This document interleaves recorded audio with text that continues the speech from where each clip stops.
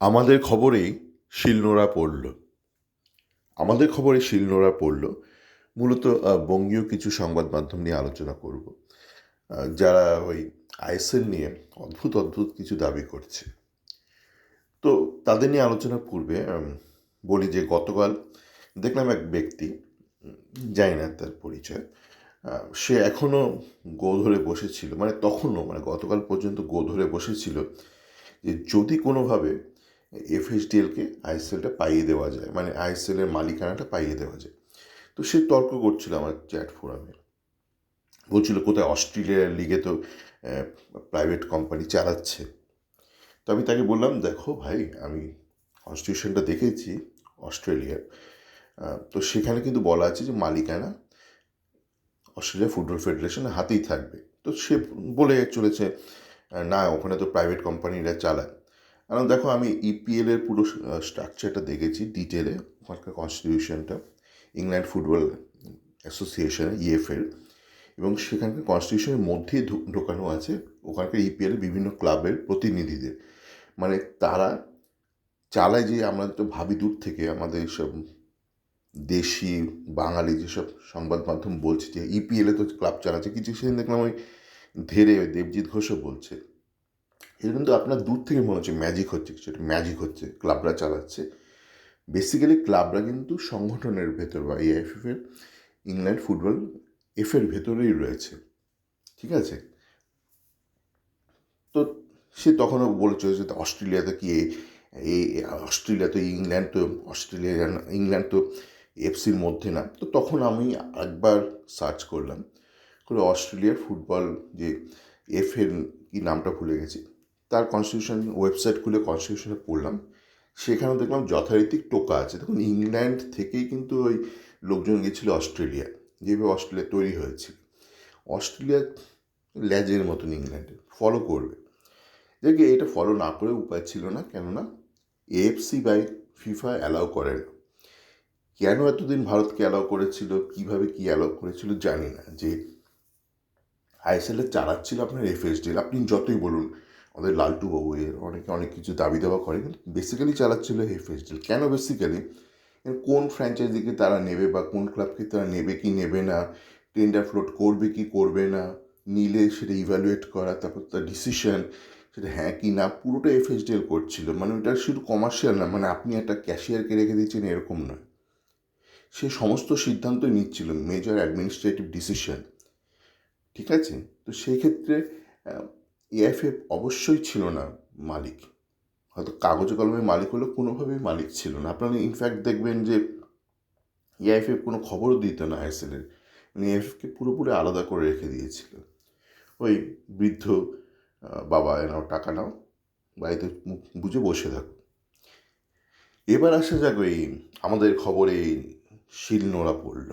আপনারা দেখবেন প্রত্যেকটা ওই আপনার ওই আমাদের বোরে আবদুল্লার ওই রেপ স্পোর্টস বলুন, বা আমাদের লালটু বাবু, এক্সট্রা টাইম, যে যা পাচ্ছে বলছে আমাদের খবরে শিলমোহর পড়ল। বাস কী খবর না, এফএসডিএল যেটা চেয়েছিল সেটাই আখেরে হলো, ক্লাবরাই চালাচ্ছে লিগ। তারপর কেউ কেউ তো এই আমার বোরে আবদুল্লাহ বা লালটু, যারা খুবই এফএসডিএলের প্রিয় পাত্র ছিল, তারা এখন একটা মেন্টাল শকে রয়েছে। তারা বলছে এফএসডিএল তো এটাই চেয়েছিল, এটাই চেয়েছিল, তাহলে এফএসডিএলকে কেন দেওয়া হলো না? শেষ পর্যন্ত একই হলো না ভাই, শেষ পর্যন্ত এক হলো না। তুমি ভিখারি ছিলে, তুমি ভিখারি আছো, তুমি ভিখারি থাকবে, তোমার মেধার মধ্যে কোনো উন্নতির লক্ষণ দেখা যাচ্ছে না। এফএসডিএল চেয়েছিল কি চেয়েছিল একটু মনে করে দেওয়ার চেষ্টা করি। 60% শেয়ার থাকবে ক্লাবদের হাতে, 24% থাকবে এফএসডিএলের হাতে, 16% থাকবে এআইএফএফের হাতে। কী থাকবে সেটা বড় কথা, লিচু থাকবে না আম থাকবে, শেয়ার মানে মালিকানাটা থাকবে। এখানে মালিকানার কথা ওরা চেয়েছিল, মালিক হতে চেয়েছিল এফএসডিএল। কিন্তু এখন যে প্রপোজালটা, যেটা নিয়ে গতকাল পর্যন্ত সবাই দাবি করছে শিলনোড়া পড়ে গেল, আমাদের দাবিতে শিলনোড়া পড়ে গেল, সেখানে শুধু টাকার বিষয়টা, অর্থের লেনদেন, কে কত টাকা দেবে, আপনি অ্যাডমিশন ফি দেবেন স্কুলে, সেটা রিটার্ন হবে কি হবে না, হলে কত পার্সেন্টেজ হবে, সেই টাকার বিষয়টা হলো, ঠিক আছে? ধরুন আপনি পাড়ার পুজোয় কিছু চাঁদা দিলেন, এবার আপনাকে খিচুড়ি ভোগ দেবে কি দেবে না, সাথে একটু লাবড়া দেবে কি দেবে না, একটু লুচি বোঁদে দেবে কি দেবে না, সেই বিষয়টা ঠিক হলো। আপনি কত টাকা দিলে আপনি কতগুলো লুচি পাবেন, আপনি মন্দিরে পুজো দিলে আপনি মায়ের কত কাছে যেতে পারবেন, মাকে কি জবা ফুলের মালা দিতে পারবেন কি পারবেন না, মাকে কিছু শাড়ি দিতে পারবেন কি পারবেন না, কত টাকার বিনিময়। বা আমি যে রোমে এলাম, রোমে স্কিপ দ্য লাইন, আপনি কত টাকা দিলে কতটা স্কিপ করতে পারবেন, ওই ব্যাপারে টাকা পয়সার ব্যাপারটা ঠিক হলো। এখানে মালিকানা বা অধিকারের ব্যাপারটা মোটেই এর মধ্যে অন্তর্গত নয়। তো এই দুটোকে যার এক মনে হচ্ছে তার শিক্ষায় শিলনোড়া পড়ল, বলা যায় তার শিক্ষা, তার মেধা, তার বুদ্ধিতে, তার সততায়, তার বিবেকে শিলনোড়া পড়ল। তো এই বিষয়টা নিয়ে এখনও দেখছি আমাদের কালকে বোরে আবদুল্লাহ সেটা অদ্ভুত দাবি করলো। না থাক, এইসব আর ওইসব অদ্ভুত দাবি নিয়ে বিশেষ ঘেঁটিয়ে লাভ নেই। আমার একটু বেরোতে হবে, এবার একটুখানি ঘুরতে হবে, একটু কলোজিয়াম যেতে হবে। এসছি যখন একটু ভালো করে ঘুরে নিই। আর আপনারা শিলনোড়া শিলমোহর সব কিছু দেখতে থাকুন বা শুনতে থাকুন।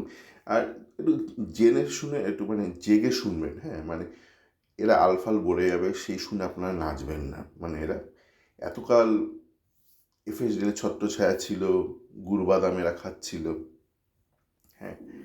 আর আরও একটা বিষয় বলে রাখি, এটা আগেও একাধিকবার বলেছি, দেখুন এএফএ ভালো ছিল। আপনারা দেখবেন পোষা কিছু ল্যাব্রাডর থাকে, কিছু অ্যালসেশিয়ান থাকে, খুব আনন্দে থাকে, দুবেলা তিনবেলা চারবেলা খেতে পাচ্ছে, মালিক বেল্ট বেঁধে ঘোরাতে নিয়ে যাচ্ছে পার্কে।